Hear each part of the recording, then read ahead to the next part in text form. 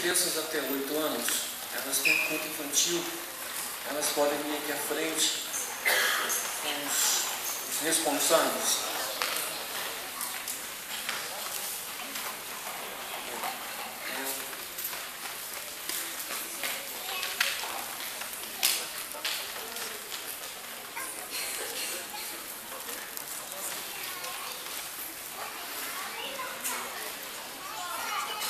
Muito bem. Vou chamar o nosso evangelista, João. João, vem aqui, João Batista. Vamos orar. João vai estar intercedendo tanto aqui por todos nós, né, que vamos agora ter a palavra, tanto aqui quanto as crianças. Oramos. Santo Deus e Pai que está nos céus, nós te damos graça porque o teu amor e a tua misericórdia têm nos alcançado. Agora, Deus, nós clamamos pela vida dessas crianças e pedimos que o Espírito Santo de Deus possa falar de uma maneira muito especial ao coração delas. Pai amado, peço também tua bênção sobre os professores, sobre as pessoas que vão ministrar, Deus, sobre a vida delas. Pai querido, assim como eles têm sido usados por Ti, pedimos em nome de Jesus que o Senhor continue usando a vida de cada um deles para transmitir, ó Deus, a Tua palavra na linguagem e no jeito que essas crianças possam compreender. Obrigado, Deus, pelo privilégio de estarmos aqui. Nós oramos agradecido por tudo, no nome santo do Teu Filho amado, Jesus Cristo. Amém. Muito bem. Hoje estive ali em Itaperuçu e foi feito um muro de contenção, então não tem mais problema das crianças caírem no rio. Graças a Deus por isso. O irmão Gabriel está lá agora e eu creio que a esposa foi junto, né? Não foi? Não. A irmã Ranieri não. E o irmão, sim, está cuidando, né, do filho que teve acidente, está se recuperando, graças a Deus. O irmão Luiz foi lá acompanhar. No dia 22 nós vamos lá em Itaperuçu. Bom, a igreja toda, vamos fazer aí uma boa caravana para nós irmos lá. Eu vou pedir que o pessoal apague a luz aí. Nós vamos ver um vídeo sobre pais de todo tipo. Hoje nós vamos falar sobre pai. Pode apagar até um pouco mais que a gente depende. Ele pode soltar o videozinho. Esse vídeo passou aí o dia inteiro, né?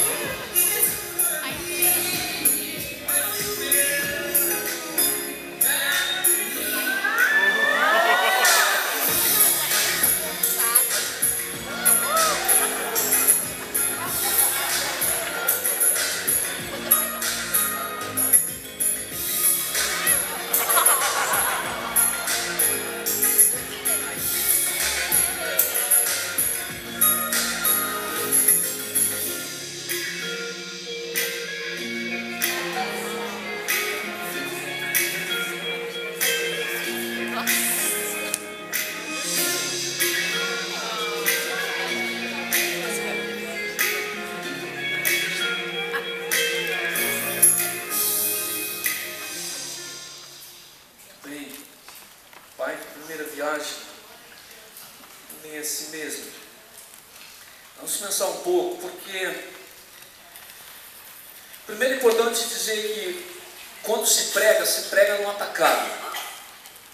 Ou seja, quando você prega, você não fica pensando em uma pessoa. E quando você vai atender alguém no gabinete, você atende é como se diz no varejo. Porque hoje nós vivemos em tempos, então qualquer coincidência, né? Aí é mera coincidência, qualquer semelhança. Hoje nós vivemos um tempo onde a figura do pai, ela é essencial, mas existe uma certa crise na figura paterna. Até o pastor Jaziel postou no WhatsApp que esse negócio de dia dos pais não pode existir mais, agora tem que ser dia do pai. Pode ter pais. Agora uma criança pode ter dois pais ou duas mães, um pai e uma mãe. Então está mudando muito a autoridade no lar. Muitos lares, e não são poucos, existe uma única autoridade e não é o pai. A Bíblia, ela nos dá exemplos maravilhosos de pais. Abraão, Ló, Josué. Bom, Ló só mais ou menos, Jó, na verdade, é um exemplo melhor. Mas nessa palavra, se pensando e analisando, buscando alguns recursos, entendemos que um pai muito especial na Bíblia é Jairo. Jairo, nós vamos descobrir algumas características em Jairo que todo filho gostaria que seu pai tivesse. Algumas características em Jairo que faz dele um homem diferente. No texto de Lucas, capítulo 8, você pode abrir a sua Bíblia lá em Lucas, Evangelho de Lucas, no capítulo 8.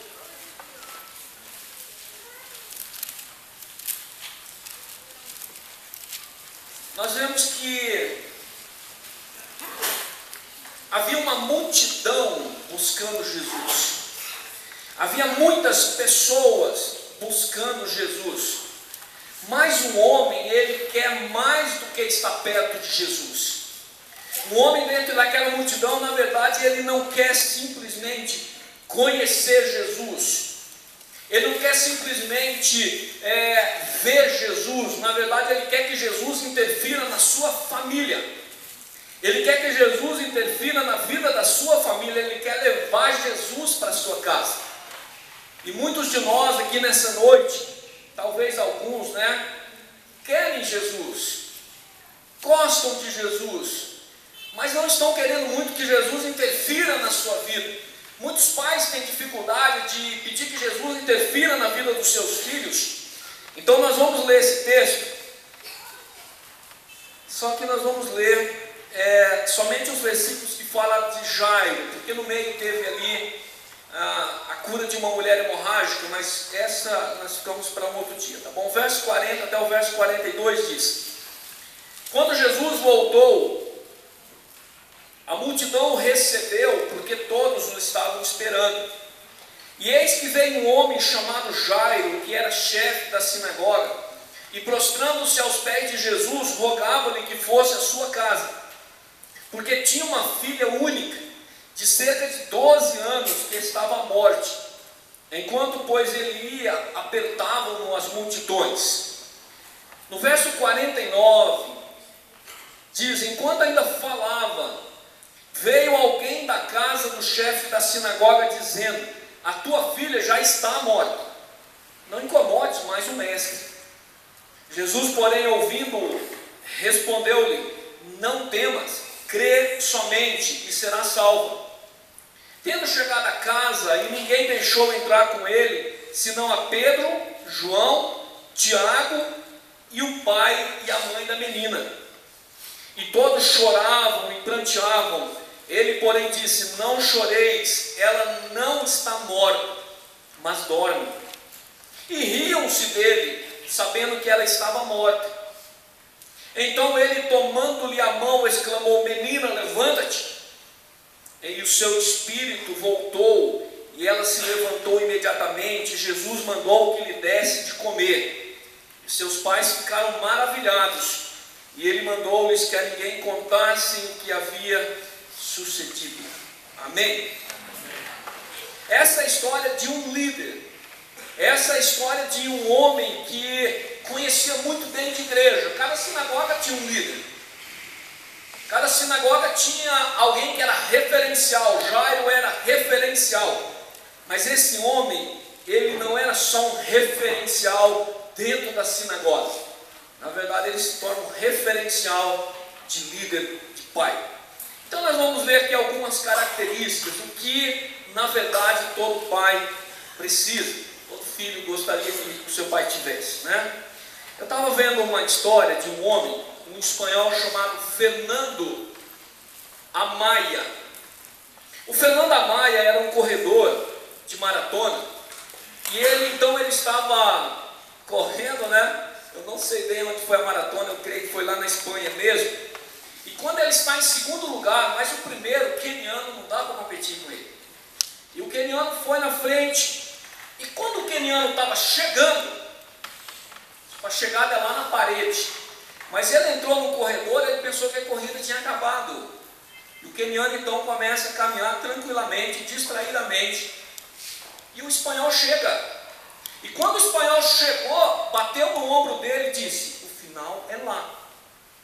E o queniano correu e terminou em primeiro. Na entrevista, o repórter disse: mas por que você fez isso?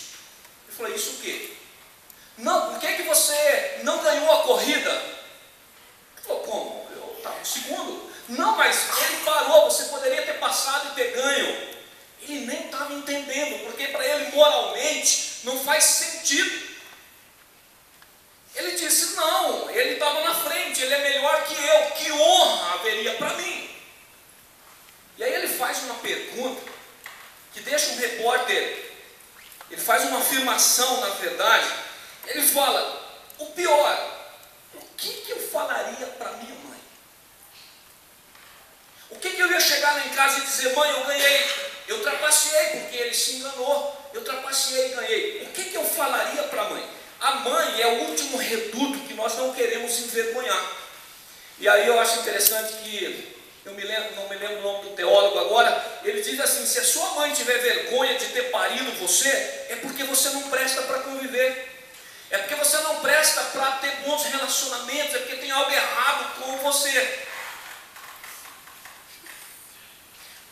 O que você fala para sua mãe, fala para o seu pai, define muito bem quem você é. Então o que você deixa de exemplo para o seu filho é fundamental. O que você deixa de herança para a sua família é fundamental. É isso que dá orgulho para um pai, para um filho, né? Olhar e dizer: ah, o meu pai é ou era assim. Quantos de nós? Meu pai é falecido há vários anos. Quantas vezes eu me pego dizendo: meu pai era um homem extremamente honesto. Extremamente honesto. Se ele pegasse uma agulha, tinha que devolver a agulha. Não tem dessa. Então, irmãos, é muito importante. O Immanuel Kant, filósofo alemão do século XVIII, ele disse o seguinte: tudo que eu não puder contar como fiz, eu não posso fazer. Se você não pode contar como você fez algo, então não faça. Simples. Mas nós nem precisamos do Immanuel Kant. Nós podemos aprender isso com Jesus. Imagina que a filha de Jairo falava para as amigas na escola. Ela tinha 12 anos. Essa menina, 13, 14 anos, ela dizia: eu tenho uma história para te contar sobre o meu pai. Uma vez eu estava muito doente e quer saber uma coisa, eu morri. Como você morri? Mas o meu pai foi lá e buscou Jesus, trouxe. Quando Jesus colocou, Jesus me chamou, e não é que eu escutei. Eu não estava escutando as pessoas chorando, eu não estava escutando nada, mas quando Jesus chamou, eu escutei. E Jesus falou: levanta. E eu levantei. E a primeira pessoa que eu vi ali junto foi o meu pai e a minha mãe, 3 homens que barbudos lá que eu não conhecia, e mais Jesus. Imagina o orgulho que essa menina teve do seu pai. Então vamos aprender algumas lições. Você vai dizer: pastor, isso aqui é só sermão para o pai hoje? Não, isso aqui é sermão para a vida. Primeiro, um bom pai é um pai consciente da importância da sua família. Precisa ter ciência de que a família é o bem mais precioso na face da terra. Veio um homem chamado Jairo, ele era chefe da sinagoga, ele prostra-se aos pés de Jesus e ele diz: Jesus, eu quero que o Senhor vá lá na minha casa. Eu quero que o Senhor vá lá na minha família. Eu quero que o Senhor vá lá junto com a minha família, porque tem algo importante. que está acontecendo lá, e eu preciso que o Senhor vá. Um pai temente a Deus faz tudo pela sua filha, pelo seu filho. Esse homem tinha uma filha única, cerca de 12 anos de idade. Para ele era muito precioso aquilo. Mas não importa se você tem um filho, 2 filhos, 3 filhos, 10 filhos. Filho é sempre precioso. Um pai consciente da importância da família. Aquele homem era chefe da sinagoga, ele era responsável pela administração, ele presidia o conselho dos anciãos, ele decidia quem é que ia dirigir ou não o culto, quem é que ia cantar, quem é que ia fazer as coisas. Mas é interessante que com tudo que nós encontramos procurando Jesus, não para perguntar qual era a ordem do culto, não para perguntar como é que Deus queria ser adorado na sinagoga. Ele vai atrás de Jesus por causa da sua família. É a sua família que o motiva a ir buscar Jesus. Não por uma situação relacionada ao seu trabalho como chefe da sinagoga, mas por uma necessidade da sua família. Talvez você esteja aqui nessa noite pensando, a minha família tem uma necessidade. E o que eu gostaria que Jesus atuasse nessa noite fosse sobre a minha família. Eu sou líder já na igreja, já faço coisas na igreja. Mas a minha família é que precisa ser atendida. Jairo era um líder. Ele não precisava de cursos mais. Claro, sempre precisa aprender. Mas a sua única filha estava doente.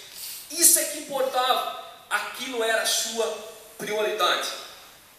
Muitos pais hoje não estão cientes dos males sociais, espirituais e emocionais dos seus filhos. Não estão cientes de que o mundo hoje é um mundo globalizado. Ah, pastor, perigo sempre teve e sempre vai ter. Mas estamos muitas vezes tão ofuscados por outras coisas que nós perdemos a consciência da nossa família.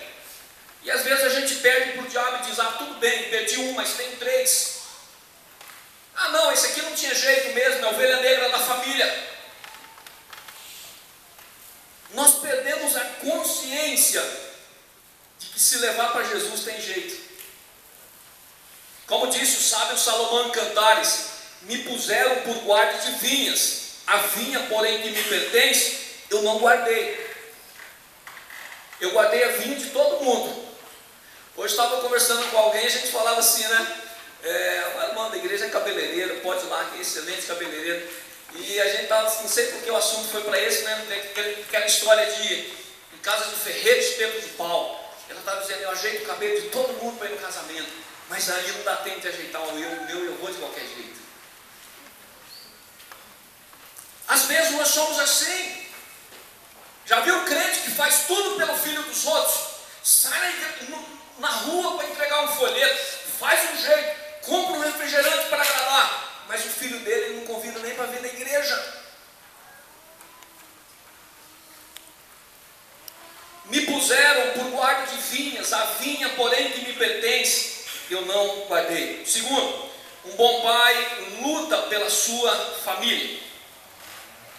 Luta, não tem guerra perdida, não pode ter. Enquanto ainda falava, veio alguém da casa do chefe da sinagoga dizendo, a tua filha já está morta, não incomodes mais o mestre, deixa Jesus seguir a vida dele. Por que é que o senhor vai querer que Jesus vai lá na sua casa perder tempo? Ela já morreu. Por que é que o senhor não deixa Jesus fazer outra coisa? O senhor não está vendo que tem uma multidão? E olha que era, pelo menos aqui Lucas narra, como centro dos empregados dele. Incomode, deixa Jesus. Mas ele vai atrás de recursos para resolver os problemas da sua família. E problema de família a gente não desiste. A situação era tão grave, mas tão grave que levou a menina a óbito. Eu não sei se você tem um problema mais grave que esse. Eu não sei se você tem um problema na sua família mais grave que esse. O fato é que esse problema levou aquela menina a óbito. As pessoas não viam solução para o problema de Jairo. Alguns diziam, se conforme, é assim mesmo, não incomode. Muitas vezes nós ouvimos, o menino está nas drogas, isso é assim mesmo. Meu lar está se desfazendo, mas isso é assim mesmo, as estatísticas estão mostrando. A minha vida está um caos, mas isso é assim mesmo. Incomodar Jesus para quê? Jesus olha para Jairo e diz, como que dizendo, ele está dizendo, mas eu digo outra coisa para você, receba essa palavra, não temas, crê somente, e ela será salva. O mundo está dizendo, mas eu digo algo diferente. Eu digo algo diferente. Talvez você diga, pastor, mas as pessoas têm razão, a situação é muito difícil. Mas aquela era. Aquelas pessoas tinham razão. Aquelas pessoas tinham razão. Quando você perde a fé em Jesus, o inimigo obtém vitória na sua casa, no seu território. Quando você diz assim, isso nem Deus dá jeito, o diabo diz, ótimo, aqui eu posso avançar. Aqui eu posso avançar, avançar e avançar. É isso que ele vai fazer. Um pai que sabe a quem recorrer em tempos de crises familiares. Jairo soube ir à fonte certa, Jesus Cristo. Você diz, pastor, eu estou indo a Jesus Cristo. É isso que eu vim fazer aqui nessa noite. Só que tem um negócio. Jairo soube ir da maneira certa. O texto não diz que ele chega confrontando Jesus, dizendo, tu é Deus, cura minha filha. Ele diz, não, ele se prostra diante de Jesus. O texto diz que ele se prostra diante de Jesus. E Jairo soube pedir da maneira certa. O texto diz que ele suplicou para Jesus. Se prostra diante de Jesus e diz, Jesus, por favor, eu preciso de salvar na minha casa. A minha casa precisa do Senhor. Ele poderia ir a outro lugar. Jairo tinha uma situação econômica completamente estável. Ele tinha funcionários. Ele tinha sua condição social totalmente aceita. Ele era chefe da sinagoga. Ele era líder da maior organização religiosa daquela cidade, provavelmente. Ele havia estado estável dentro da sua religião, entre outras coisas. Então ele poderia ir a outro lugar, mas ele foi diante daquele que pode fazer tudo. Amados, eu não tenho problema nenhum com psicologia, psiquiatria, mas é como você buscar recursos em tantas coisas, em clínicas, em remédios, em tantas coisas que a vida oferece, esperar no poder do dinheiro, esperar no conforto dos bens materiais, mas nada disso pode salvar uma família, se a família não estiver aos pés de Jesus.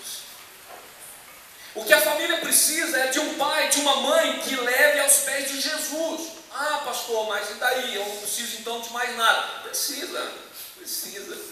Lucas era médico. Mas aquele homem, quando ele vê a minha filha nessa situação, só Jesus dá jeito. Ela não estava doente, por que ele não foi procurar um médico? Por que ele vai procurar Jesus e não o médico? Porque ele sabe, irmãos, que Jesus resolve qualquer situação. Não existe situação que Jesus não resolve. Outro ponto importante, um bom pai leva Jesus para sua casa. Então aquele homem, ele rogava a Jesus para que Jesus fosse lá na sua casa. Aí eu fico pensando, mas por que ele não disse, como centurião, não, dá uma ordem aí. E a ordem que o senhor der vai acontecer lá dentro da minha casa. Mas ele falou, não, eu gostaria que o senhor fosse na minha casa. Eu quero te receber lá. Nós queremos a presença de Jesus. Querer a presença de Jesus em casa faz toda a diferença. Querer a presença de Jesus em casa. Tem a história no livro, o pastor pacificador. Agora estou lendo só o pacificador, mas esse é o pastor pacificador. Que conta a história de um homem que ele era pedófilo e ele se converteu. E quando ele se converte, quem tinha filho pequeno ficou muito desconfortável na igreja. E chamaram o pastor para conversar. Disse, olha, precisamos ver bem isso. Mas lá nos Estados Unidos o pessoal não é tão melindroso que nem no Brasil, né? Nós somos mais melindrosos. Então, o pastor chamou aquele irmão e disse, irmão, é o seguinte, o irmão se converteu mesmo, me converti, pastor. O irmão quer ser cristão? Sim. Então nós vamos fazer o seguinte, o irmão vai confessar o seu pecado perante a igreja. Eu quero que todos saibam o que o irmão fez, e assim as pessoas vão decidir se vão ficar ou não. E tem mais uma coisa, nós vamos acompanhar a sua vida. Nós vamos lá dentro da sua casa, volta e meia, para ver se o irmão não tem uma recaída, material pornográfico ou algo assim. O irmão disse, sim, pastor, pode fazer. E eles fizeram isso, só que tudo na igreja, muitas vezes a gente relaxa. Eles relaxaram e não foram. Dentro de 6 meses a polícia foi lá na casa dele, porque ele ficava na condicional. Então a polícia foi lá e achou material pornográfico. Chamou o pastor e falou, pastor, ó, ele teve uma recaída nesse termo. O pastor chamou ele de volta e disse, irmão, o irmão, não pastor, foi uma recaída, mas eu quero Jesus na minha vida. E a partir daquele dia, os diáconos iam sistematicamente na casa dele procurar coisas que tivessem alguma relação. Será que você liberaria a chave da sua casa para que o pastor e uma equipe de diáconos fossem lá ver se não tem umas coisas que não prestam lá? Se você não tem levado lixo para a sua casa, você teria coragem de fazer como aquele homem? É por isso que nós gostamos de célula, irmão. Células, esse termo na Bíblia você não encontra, mas reunião em culto de lar. Batista já tem núcleo de estudo bíblico desde que é batista. Porque nós chamamos Jesus para a nossa casa. Nós abrimos a casa para a nossa vizinhança. A vizinhança diz, esse é crente mesmo. Eu fui lá e não achei nada errado lá. Está tudo certo. Esse vive que prega, né? A palavra diz que todos choravam e pranteavam. E Jesus diz, ela não chora não, porque ela não está morta. Sabe, esse texto mostra uma coisa interessante, porque naquela época existia um grupo de mulheres chamado carpideiras. As carpideiras eram fera, mas tinha que ter carpideira. Carpideira era um grupo de mulheres profissionais contratadas para chorar em velório. Eu acho que no caso da menina talvez nem precisasse, né? As pessoas iam chorar naturalmente, mas isso fazia parte. Então, ou seja, em outras palavras, já não havia esperança, ela tinha morrido. As carpideiras já estavam chorando pela menina. E Jesus disse, olha, ela morreu não, ela está... Alguém disse o seguinte, mas provavelmente Jesus soubesse que ela estava apenas em um estado de dormência profunda. Ela não tinha morrido de verdade. Mas tinha sim. Tinha. Eles sabiam, eles não pensavam que ela estava morta. E o texto diz, inclusive, que o Espírito voltou para o corpo dela. Inclusive, Jesus disse que Lázaro estava dormindo, mas na verdade ele já estava sepultado há um bom tempo, né? Então, o que muitos pais, muitas vezes, levam para casa, não é a esperança de restauração de uma situação difícil. Mas muitas vezes leva dinheiro, diversão, vícios, violência, infidelidade, abuso. E muitas vezes vai fazer como alguém que sai para comprar comida para os filhos dos profetas, acha uma trepadeira e leva, confunde com algo comestível, coloca dentro da panela e ali a morte está dentro da casa, a morte está dentro da panela. Muitas vezes nós levamos a morte para dentro da nossa casa, de tantas formas. Hoje eu estive em uma clínica e ali naquela clínica um senhor já com uma idade boa, caminhando lentamente, mas aquele senhor ainda dependente. Graças a Deus, uma clínica evangélica, ele dependente, ali vários filhos, todos adultos. Tchau, pai, tchau, pai. Deixando aquele homem que estava sendo vencido por um vício. No dia dos pais, ela vai visitar uma clínica. Jairo levou Jesus para entrar com ele, senão a Pedro, João e Tiago, o pai e a mãe da clínica. Esse texto é interessante porque Jesus só deixou entrar Pedro, Tiago e João. líderes de confiança da igreja, o pai e a mãe da menina. Tem gente entregando seus filhos ao conselho de muita gente. Gente que dá conselho segundo o mundo. A palavra diz: o mundo jaz no maligno. Procurando conselho na tendência do mundo ensinado na televisão. Agora saiu uma notícia essa semana, fiquem tranquilos, pais. A nova tendência agora é que as meninas não vão querer mais colocar silicone. Eu falei, graças a Deus, pelo menos alguma coisa para economizar. A moda decidiu que não precisa mais. A moda dita o ritmo e o desejo dos adolescentes. Mas muitos pais estão levando com muita facilidade as coisas para dentro de casa. Levar Jesus para casa apresenta alguns desafios. Primeiro, a multidão é um grande desafio. A multidão no caminho para a casa de Jairo, diz o texto que as multidões elas apertavam Jesus. E o que é mais complicado ainda, você fica morrendo. Aí me chega uma abençoada de uma mulher e toca em Jesus. Jesus parou. E Jairo pensou, puxa vida,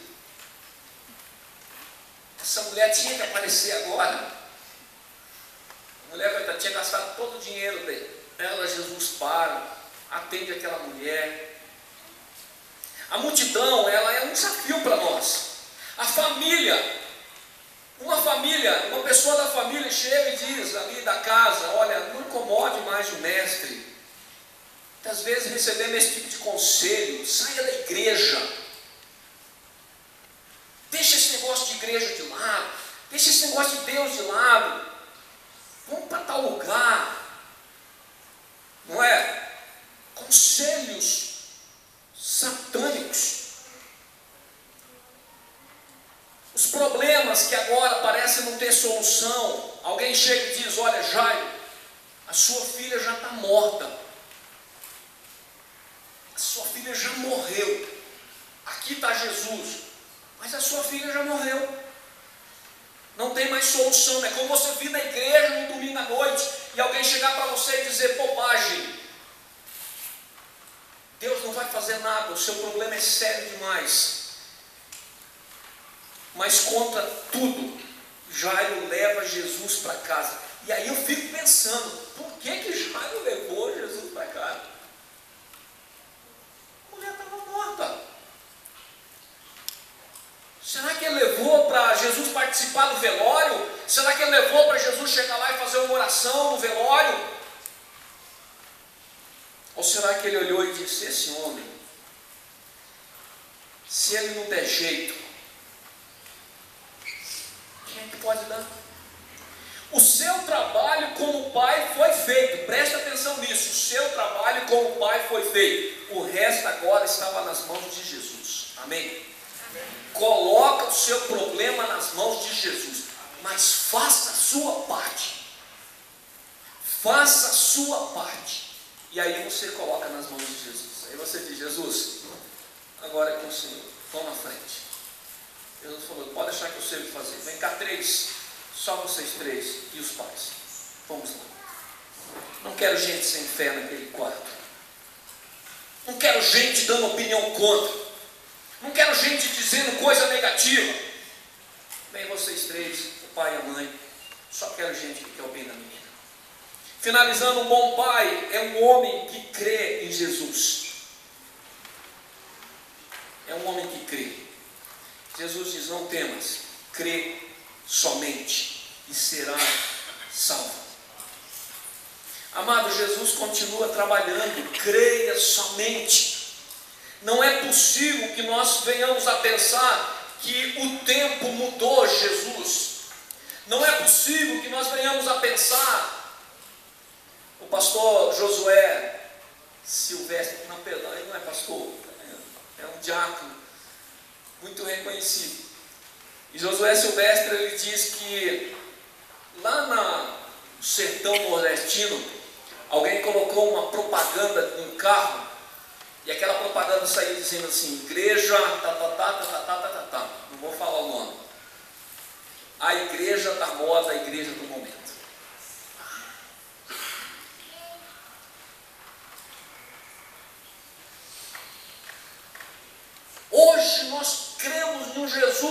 atua de uma forma limitada, em um local limitado. Hoje nós cremos num Jesus que faz aquilo que a gente quer para o nosso prazer, mas não faz aquilo que faz para abençoar de verdade a nossa vida. O texto fala que todos sabiam que a menina estava morta. Não importa o que as pessoas dizem, leve Jesus para casa, entregue o controle e deixe Jesus trabalhar. Aí o texto diz então que Jesus toma a mão da menina, exclama e diz: menina, Talita, levanta. O seu espírito voltou e ela levantou-se imediatamente. E Jesus falou: agora a vida continua, pode dar comida para a menina, ela está com fome. Seus pais ficaram maravilhados. Sabe o que Jesus disse? Eu fiz isso por você. Eu não fiz isso para ganhar popularidade, porque eu não preciso disso. Não conte para ninguém. Eu fiz isso para abençoar a sua família. Amados, o tempo que nós estamos vivendo hoje é um tempo difícil. É um tempo difícil.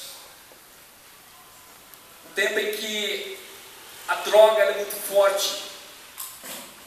Um tempo em que a violência é muito forte.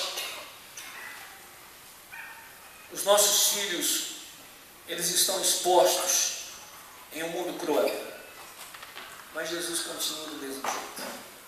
É por isso que o Salmo 37 continua valendo. Porque Jesus continua o mesmo. Deus continua o mesmo. Isso faz lembrar a história que eu creio que vocês conhecem.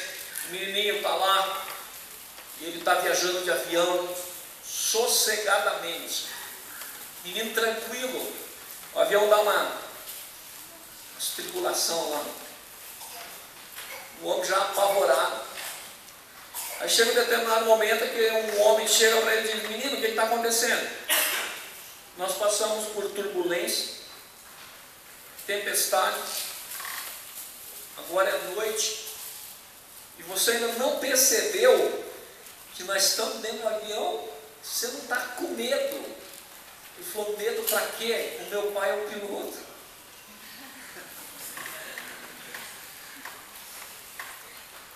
É dessa forma que os nossos filhos se sentem. É dessa forma que o seu filho se sente. Quando ele entra dentro de casa, ele diz: o meu pai é o cara. O meu pai me ama. Meu pai faz tudo o que puder para me proteger. Ou será que a nossa influência sobre eles provoca dor, insegurança, medo, desconfiança, tristeza? Sabe, eu sei que ficou um pouco mais voltado para o pai mesmo hoje, é dia dos pais. Mas se você quer ser uma pessoa que abençoa como Jairo, tenha consciência da família, saiba a quem recorrer nos meios da crise e todos os dias, a cada dia, leve Jesus para a sua casa. Uma definição muito clara de pecado segundo o Sandy. É o pastor Sandy, né, dos Estados Unidos, não é Sandy Júnior. O pastor Sandy, ele diz que pecado, na verdade, é toda vez quando a minha vontade vai contra a vontade de Deus e eu faço opção pela minha vontade e eu pequei. Isso é pecado. Invista na sua família. Irmãos, tem dia que eu fico o dia todo aqui na igreja, né? Então, pá, é bom esse negócio. Vou lá em casa às 5h30, espero ter café pronto, e depois saio de novo. Mas eu não abro mão da folga. Eu não abro mão das férias. Eu não abro a mão de um bom retiro com a minha família. Eu não abro mão. Porque nós precisamos criar momentos bons com a nossa família. Vínculos, laços de relacionamento. Lute pela sua família. Não entregue os seus filhos à morte. Não se conforme. Onde mães oraram pelos seus filhos, Deus ouviu. Leve Jesus para sua casa. Priorize coisas de Deus. Daniel Júnior falou sobre um retiro aqui. Se puder, vá sem medo com a tua mulher nesse retiro. sem medo. Eu já paguei R$1.200 para arrumar a caixa do câmbio de carro. O que eu não pagaria para investir com a minha família? Creia em Jesus. Sem fé é impossível agradar a Deus. Creia que Jesus tem o melhor para você e para a sua família. Creia nisso. Jesus tem o melhor para você e para a sua família. Vamos cantar. De mãos dadas se pode alcançar muito mais do que o homem já viu. Muito mais do que o homem já viu.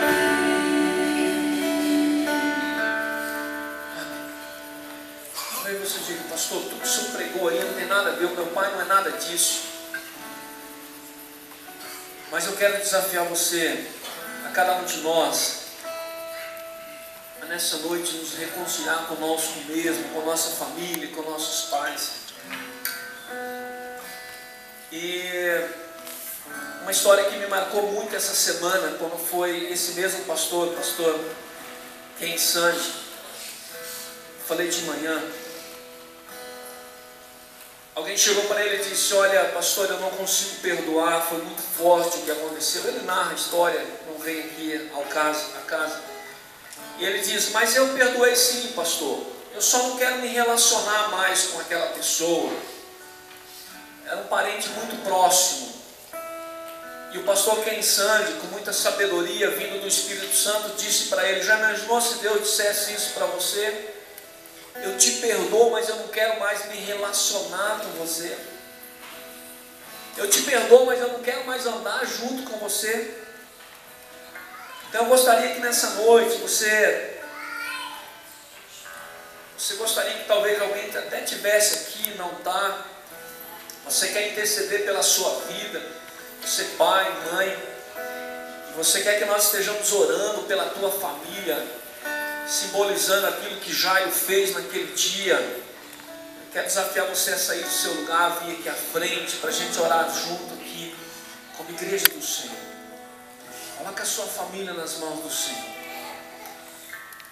Amados, o que Jesus fez naquele dia foi algo tremendo. Ninguém acreditava, mas Ele restaurou aquela família, a alegria daquela família. Ele pode fazer isso na sua. Sai do seu lugar, vem que nós vamos orar pela sua família. Ele vai restaurar, Ele vai fazer isso. Pastor Paulo, continua essa parte.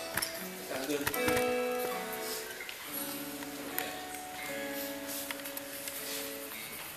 Igreja de oração, amém? Pode ficar olhando, você que está nos bancos aí. Quantas pessoas vêm até aqui à frente? Receba essa palavra. Feche seus olhos. Vamos orar nesse dia memorável. Celebramos a figura do Pai. Deus, nós estamos nessa noite. Sim, meu Deus. As pessoas foram chamadas até aqui à frente. E é uma época de blindar a família realmente. Já se tem dito em blindar o casamento, porque tem muitos ataques contra tanto a vida do pai como da mãe. Mas hoje em particular, Senhor, esta palavra que foi falada sobre um pai e suas qualidades, não só os pais, mas nós sabemos que muitas pessoas, Senhor, precisam ir para este nível, meu Deus, espiritual que Jairo teve. Então nós estamos aqui na frente, e como disse o pregador, talvez algumas pessoas que estão aqui queriam que outra pessoa estivesse aqui, mas não está. Mas o Senhor encaminha essa situação, encaminha esse desafio, encaminha esse dilema, Senhor.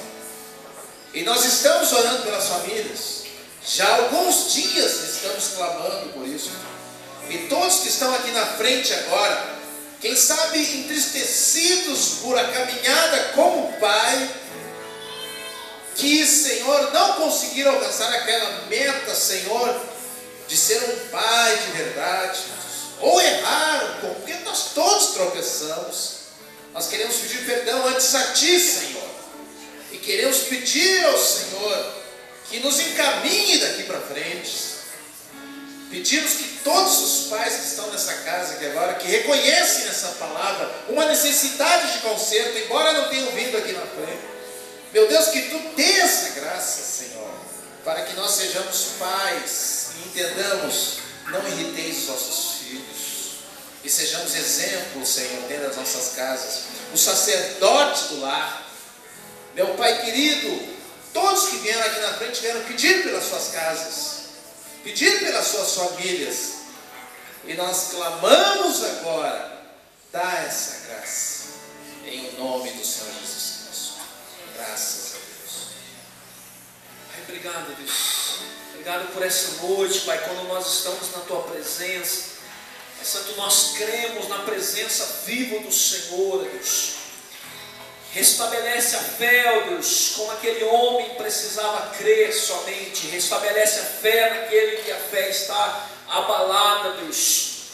Restaura em nós, Senhor Deus, aquele senso de santidade na presença do Senhor. Nós precisamos, todos somos pecadores, mas nós precisamos do Senhor dentro da nossa casa, dentro da nossa família, Deus.